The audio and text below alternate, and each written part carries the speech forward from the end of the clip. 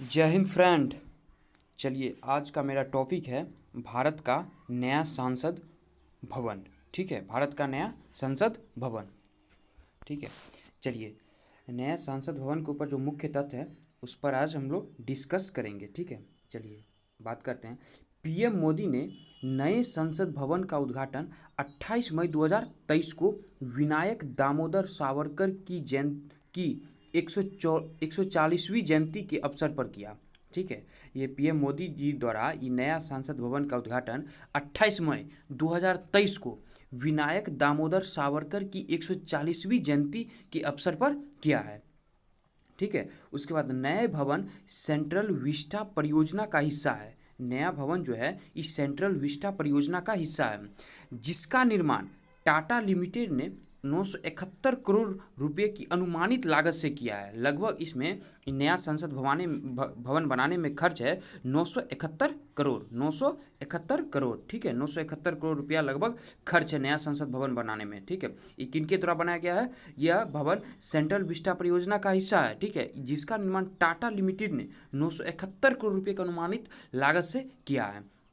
उसके बाद अगला पॉइंट है भवन का design HCP design and planning company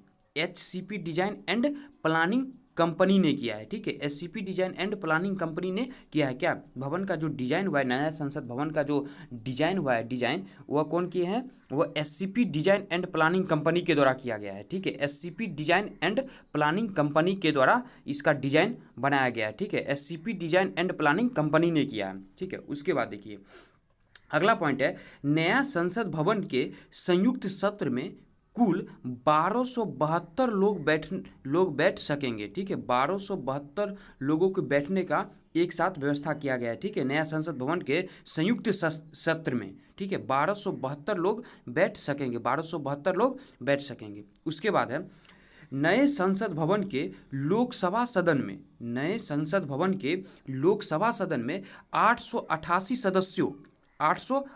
सदस्यों तथा राज्यसभा सदन में 384 सदस्यों की बैठने की व्यवस्था होगी। ठीक है, नए संसद भवन के लोकसभा सदन में 888 सदस्यों तथा राज्यसभा सदन में 384 सदस्यों की बैठने की व्यवस्था होगी। ठीक है, उसके बाद है नए संसद भवन के वास्तुकार बिमल पटेल जी हैं। ठीक है, बिमल पटेल हैं। ठीक है, नए संसद भवन के वास्तुकार कौन है? बिमल पटेल है। ठीक है, अब देखिए फिर से एक बार देखते हैं पीएम मोदी ने नए संसद भवन का उद्घाटन कब किया गया था? 28 मई 2023 को विनायक दामोदर सावरकर की 140वीं जयंती के अवसर पर किया गया।